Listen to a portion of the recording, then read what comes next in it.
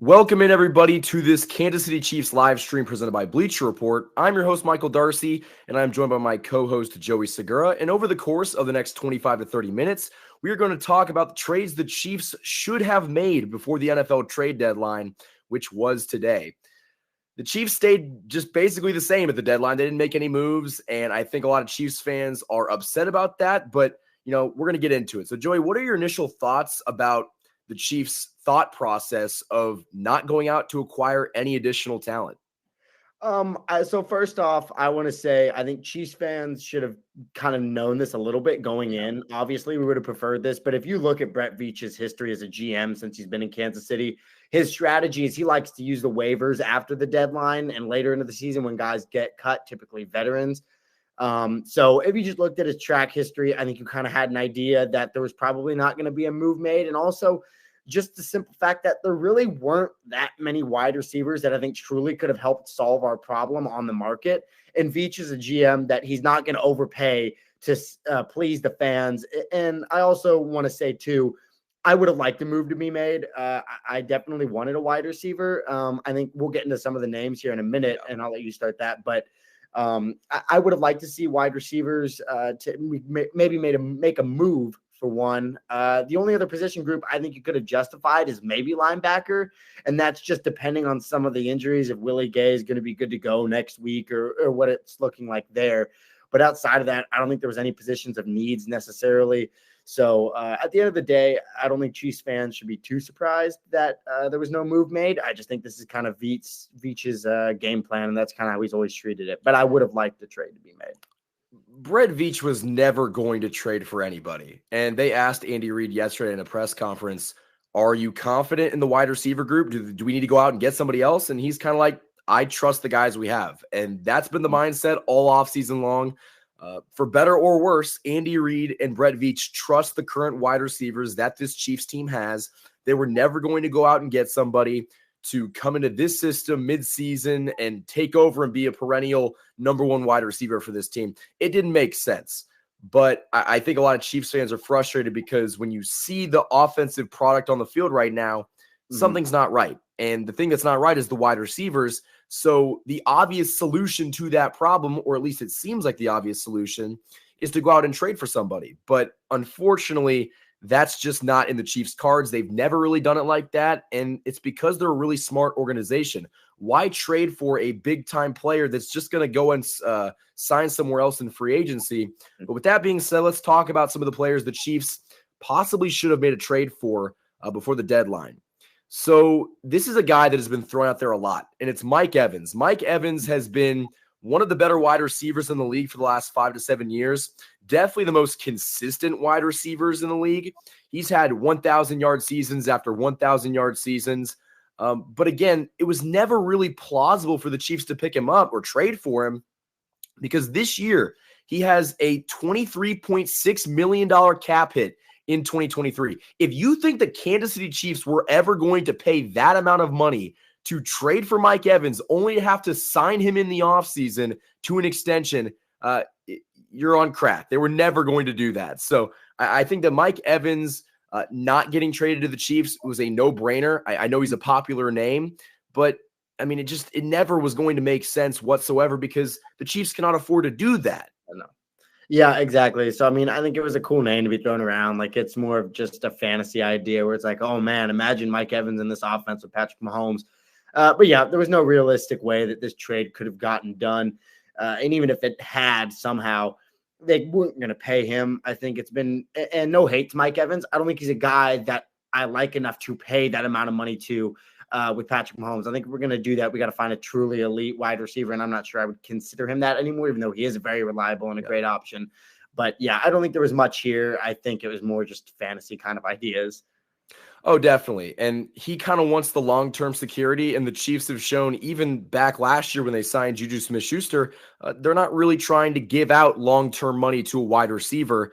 Maybe that's why their wide receiver group's so bad right now, but the Chiefs just don't have that model. They're not going to pay an aging wide receiver a ton of money, and so trading for Mike Evans was just never in the cards for the Kansas City Chiefs. Now, the next player we're going to talk about might make the most sense, and that guy has a connection to the Chiefs a little bit, and that is Commanders wide receiver Terry McLaurin. Terry McLaurin has been a very underrated wide receiver since he's been in the league. He's never really had a stable situation. The coaches have been all over the place. I know Eric Bieniemy is the offensive coordinator over there now, but the offenses have always been up and down, and there hasn't been a consistent quarterback. There's been Sam Howell, and Alex Smith was there at one point. Like, they've just had so many guys coming in and out of that system. Taylor Heineke. So he has never had a consistent quarterback, and they were actually asking McLaurin about the possibility of being traded, and he was kind of like, I'm not really focused on it right now, but it's definitely something that he was thinking about as the deadline approached. I kind of wish the Chiefs would have done this, because the Chiefs would have only needed $1.3 million in salary cap space to roster Terry McLaurin for the rest of the season. That is cheap. That is doable. The Commanders are not a good football team. I definitely think you could have thrown out like a 4th or a 5th round draft pick, and they might have taken that, considering what they traded another guy on this list for. So I definitely would have been on the phone with Washington trying to get McLaurin, and I think the Chiefs might have dropped the ball in that area. Yeah, I think this one is the most intriguing, and it kind of continued once the trade deadline kind of progressed, and we saw Montez Sweat get traded, and then once you saw Chase Young get traded as well, I think it really opened up for the idea that Terry McLaurin could actually have a chance to come here. I know I personally was hoping that, just throw out a 3rd, even if that's what it takes to go out and get him. Yeah. And it makes sense money-wise. I mean, it wouldn't have taken that much of cuts or whatever you needed to do to get that cap space created. That could have been done. I question whether Washington really wanted to do that. And I say that because, yes, they're not a good team, and it seemed like a fire sale. But also, you do still have to have some decent players on the field to have reasons for fans to come out and things like that. Even when the Chiefs were terrible, we had a couple guys here and there, the Eric Berrys, Justin Houston, Jamal Charles, guys like that you could come out and watch. So I question whether Washington ever really took phone calls on him. And, I haven't seen anything about that. But, man, if you could have gotten Terry McLaurin, I think that would have been a great option. I believe he's under contract for next year, too, if I'm not mistaken. I might be wrong.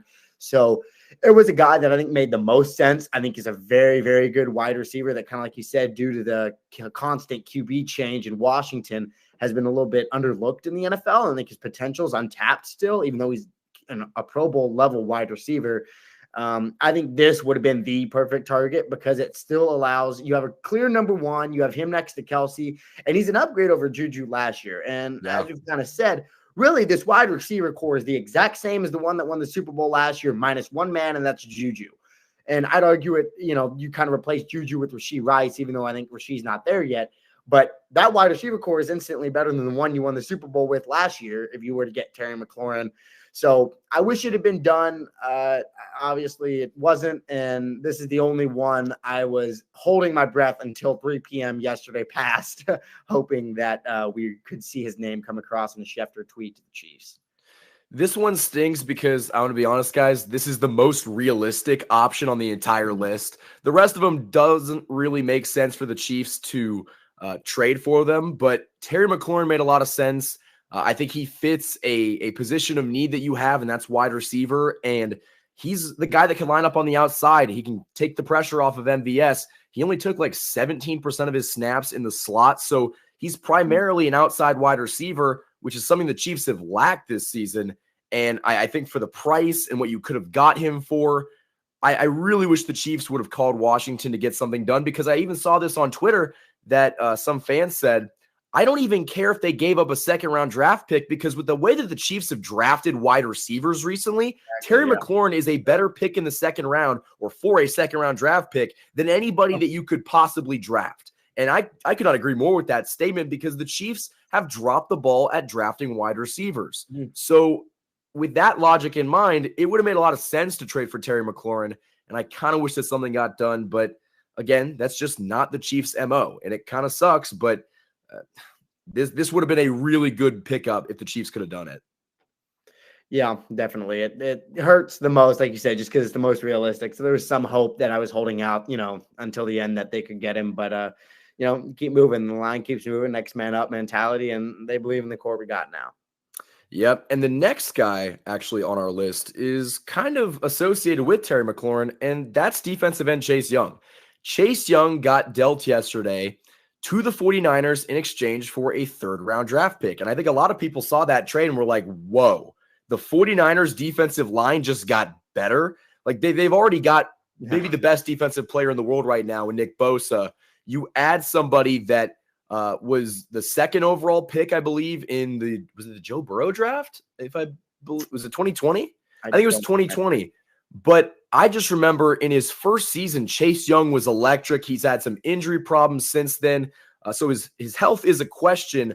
But for a third-round draft pick, I would have really liked to see the Chiefs go out and try to get Chase Young, because while I do think our defensive line is good, the 49ers approach is perfect. You can always get better. You can always give up an asset to get a sure thing now. And Chase Young's not a sure thing, but I do think that Chase Young would be an upgrade over Felix Anudike-Uzomah, who hasn't really seen the field this year.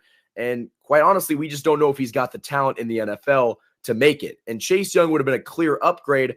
I understand the depth that we have on this roster, and so it would have been hard to justify giving up a pretty high asset to go get Chase Young. But, if we're talking about players that the Chiefs should have tried to trade for, I think Chase Young makes a lot of sense. I agree and I disagree at the same time. So when I look at Chase Young, obviously you cannot deny the talent that's there. He's a hell of a football player. He plays great football, and going to San Francisco is just terrifying. I mean, when I got that tweet, I was with some other people and we all just were in disbelief almost that they did that. I do think, kind of like you said at the end, though, I really love our D-line, man. I think that this pass rush that we have going right now is special. I think it has just started to scratch the surface with Amenahue coming back. I think Karlaftis is showing Pro Bowl level upside. So I don't know that I would have wanted Chase Young for that level of a draft pick, just simply because I think it would have taken away from some of the reps of the other guys. And I really like where they're at right now. Once again, and talent like that is always useful. Like, there's no world where I wouldn't have liked Chase Young on my team. So they made the trade. You wouldn't hear me complaining. But I think I'd kind of rather have the third round pick almost in a little bit of a way, because then you can get a guy for under team control for 3 to 4 years. And Veach's history of drafting defensive players, he's pretty good. So, I do trust him a lot there. So I think it would have been an interesting trade to go get him. I think it would have made this team a little bit more dynamic. The pass rush would have been better, no doubt. But I think the pass rush is good enough right now based off of what they have. And I'm not sure about it money-wise. And is Chase Young in his last year? Do you know? Is this the last year of his rookie deal? And that's also why I brought it up, because Chase Young has actually been a player that I've talked about on the Bleacher Report streams in the past as a potential trade candidate, because the Commanders, for some odd reason, declined picking up his fifth-year option. The Chiefs picked up Clyde's fifth-year option, if that means anything. The Commanders declined that, which no one does that for any player. And so the fact that they did that with Chase Young is kind of weird. But yeah, so he's basically a free agent next year because the Commanders declined his fifth-year option. And he's going to hit the market next offseason and probably get a decent amount of money. I mean, it's going to depend varying on his health, but I think that's honestly probably the biggest question mark with Chase is his health. Can he play? He's missed a lot of time with, I think he tore his ACL, and then he's had other injuries. So can Chase Young play? I think that's the biggest question mark and the biggest gamble. But the Niners, for a third-round draft pick, are like, we'll take that gamble. And I think that, a third-round draft pick is high, and Brett Veach probably could use that third-round draft pick to get a quality player. I just would wonder what you could do with Chase Young in this defensive scheme. It'd be very interesting, and it honestly could be terrifying for opposing defenses to have Amenahue, Karlaftis, Chris Jones coming at you the way Dana's been playing this year, and you add Chase Young to that mix. Lord. That could have an argument for one of the 3 best D lines in football. And I think we already have, like I said before, a very, very good defensive line right now. So it would have been a lot of fun. I think I kind of compare this to the Mike Evans thing too a little bit. I think it was never realistic for the Chiefs, but man, when you think about it, it's just fun to think about him in a Chiefs uniform, man. It really is. Now, the rest of the guys we're going to talk on this list might not be the most realistic because they're actually divisional opponents. But this guy's been in the news a lot recently, and that's wide receiver Jerry Jeudy. Jerry Jeudy, I hadn't really been keeping up on the Jerry Jeudy news. I've wrote him off a long time ago. Maybe I shouldn't have done that, but he's kind of just been mediocre at best in Denver. But then again, Denver has been a dumpster fire of an organization and a team. And I know that's, weird for a Chiefs fan to say right now because they beat us last week. But let's face it, the Denver Broncos have not been very good for the last 3 to 4 or 5 years, really since they won that Super Bowl. And they drafted Jerry Jeudy in 2020. And I remember hearing something like this guy was going to be the truth and this is going to be a legitimate number 1 wide receiver. And it just never really happened. And you could probably blame a lot of that for the inconsistent quarterback play. But I would even argue he hasn't been better than a Terry McLaurin. And Terry McLaurin has had a lot more quarterback controversy and quarterback turnover. And Jerry Jeudy has just, never lived up to the hype. He's never had a 1,000-yard season. The most recent Jerry Jeudy news is when they were in Kansas City a couple of weeks ago. He got into some beef with legendary wide receiver Steve Smith after he called him a jag, just a guy, because Jerry Jeudy hasn't been good. And so Steve Smith called it like it is and said, you're just a jag, just a guy. And Jerry Jeudy did not like those comments, but he has literally been a jag. So, Joey, what would you have thought if the Chiefs maybe tried to go out and get Jerry Jeudy? I know that doesn't sound very likely because he's in the division, but, I do see untapped potential. Yeah, I definitely see untapped potential. I very much so agree with your point. I think a wide receiver can be extremely elevated by their quarterback. I think Patrick Mahomes is evident of that. He takes wide receivers that, for example, I don't mean to throw any shade. He had success here in a Chiefs jersey. I don't think Demarcus Robinson was a good football player. I don't think he should have been a consistent wide receiver, and he was with Patrick Mahomes. So guys like that, a great quarterback can take bad to good and good to great. That's what they do. That's why they're there. But I still think as a wide receiver, you can be a good enough wide receiver. Like I said, Terry McLaurin, for example, he hasn't had great wide receivers, and he still's posted, I believe right now, 4 consecutive 1,000-yard seasons. He hasn't had great quarterbacks. I'm sorry. So I think when you look at Jeudy, there's some question marks. Obviously, I don't think he's what people thought he was going to be when he was drafted, but I think the talent's there. And I really think if anybody was going to unlock that talent, it's going to be Andy Reid and it's going to be Patrick Mahomes. There's not anybody I would rather have him in an offense with to see him improve. It's those two guys that could do it. I think it would have been interesting. Like you said, you're probably never going to see an interdivision trade in the Mahomes era, at least. And if it's 2 bad teams, that's one thing. But there's no way that the Broncos or the Raiders or the Chargers, whatever, give Kansas City more ammunition when they're on the level that we are right now. So I don't think there's any chance that interdivision trade would happen relatively soon. But it's crazy you say that because the next player we're going to talk about is wide receiver Devonte Adams. Yeah. Not going to happen. I hate to break it to Chiefs fans that had any thought that this would happen. No chance in hell. Absolutely none. There is no chance that Devonte Adams ends up in a Chiefs uniform via trade from the Raiders. Yeah. I think Devonte Adams is very close to pulling an Antonio Brown and getting released by the Raiders. He has not been happy in Las Vegas, and I don't blame him. Josh McDaniels is not a good football coach. I can't believe that we're having this conversation again. He's what? He's out now too, so that it's just turmoil. Did you He's not out. See that? Yeah, apparently he doesn't know. For anybody that doesn't know, the Raiders fired their head coach and general manager this morning. I believe they might have fired the offensive coordinator too. Well, I did not know that. Daniels is out, and so is they fired their offense. They fired Lombardi, who's the offensive coordinator, McDaniels, who's the head coach, and then their general manager, I forgot their name. Oh, well, all 3 of them are gone. Checks out because Devonte Adams is not happy. He's not happy with Jimmy Garoppolo because Jimmy Garoppolo is a shell of what he once was because he doesn't have Kyle Shanahan. But I do think that Devonte Adams, if he does ever hit the open market, would be awesome. But a trade to get Devonte Adams, interdivisional trade, it was never going to happen. And in fact, he's got a $14.7 million cap hit and a $54.4 million cap charge in 2023.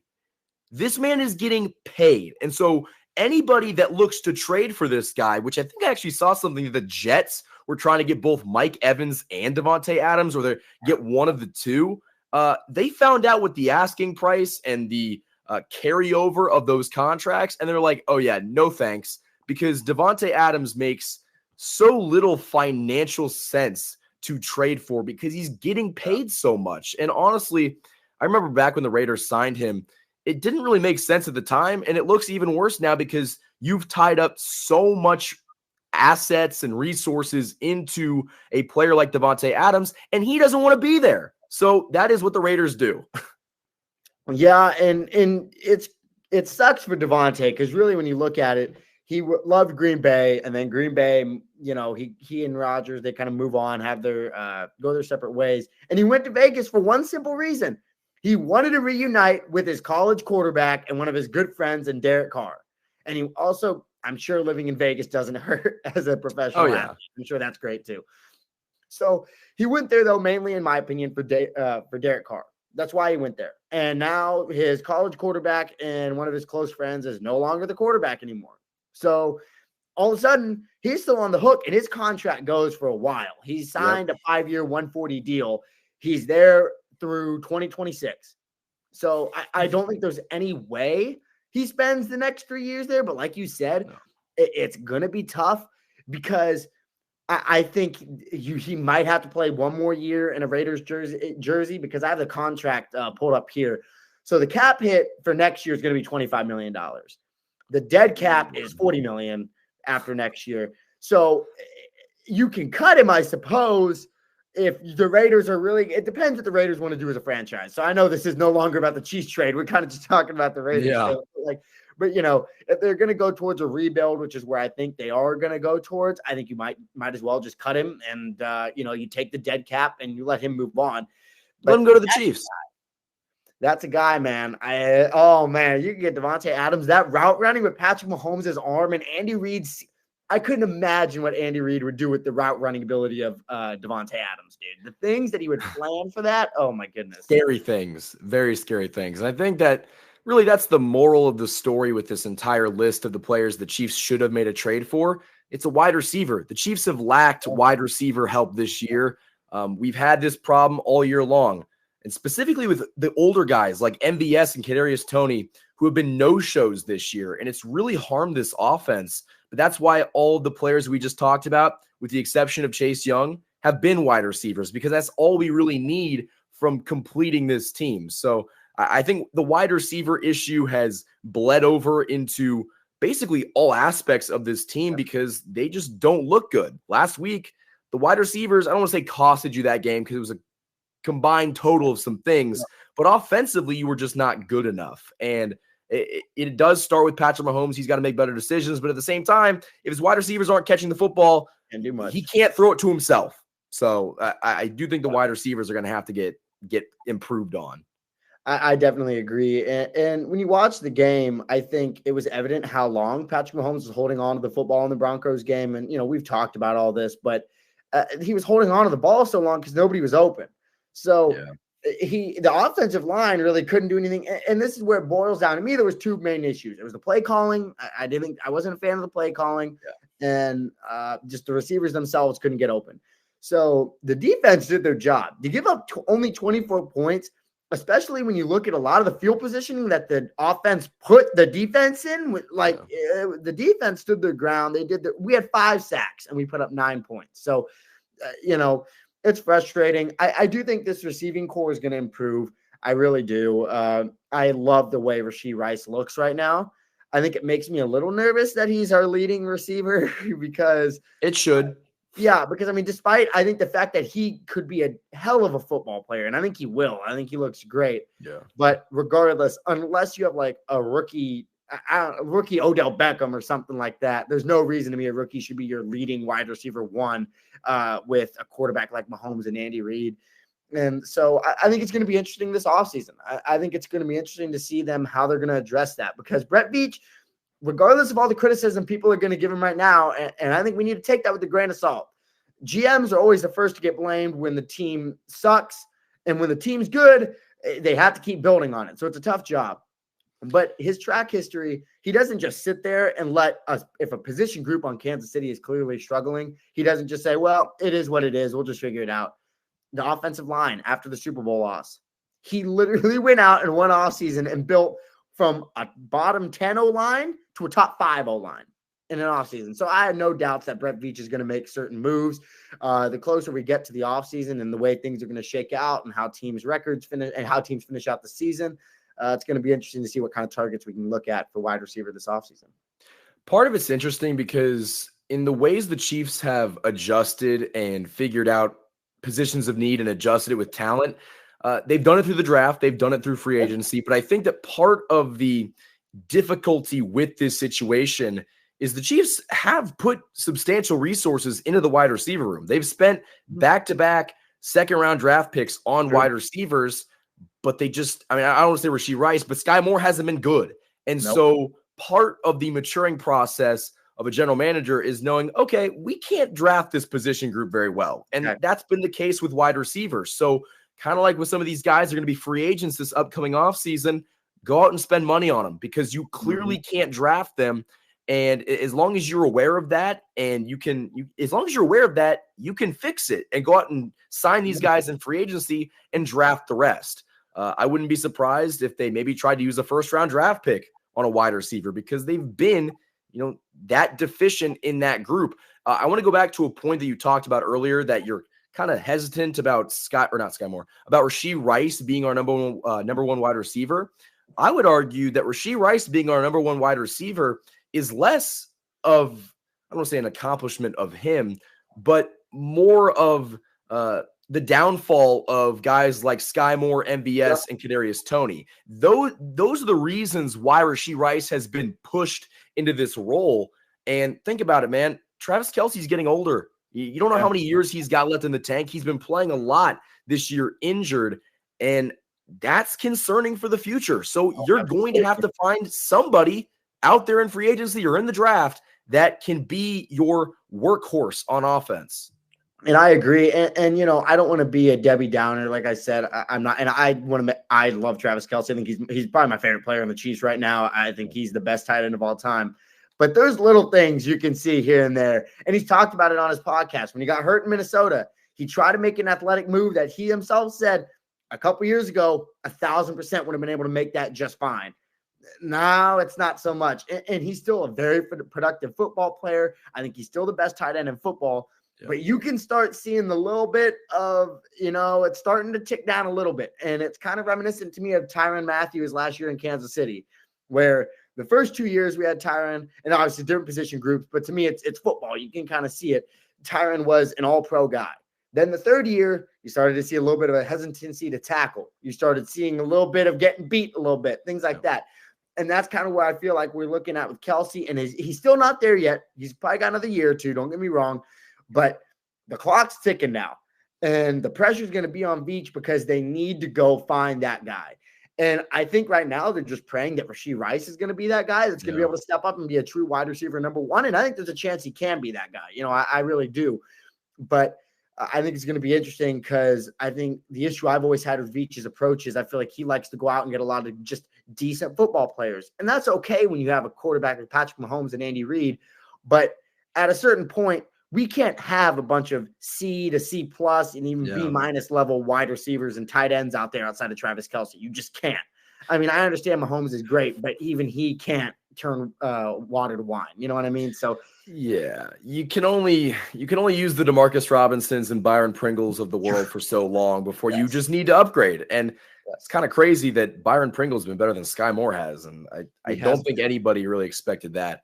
So to recap, talking about some of the players the Chiefs should have made a trade offer for, we had Mike Evans, Terry McLaurin, Chase Young, Jerry Jeudy, and Devonte Adams.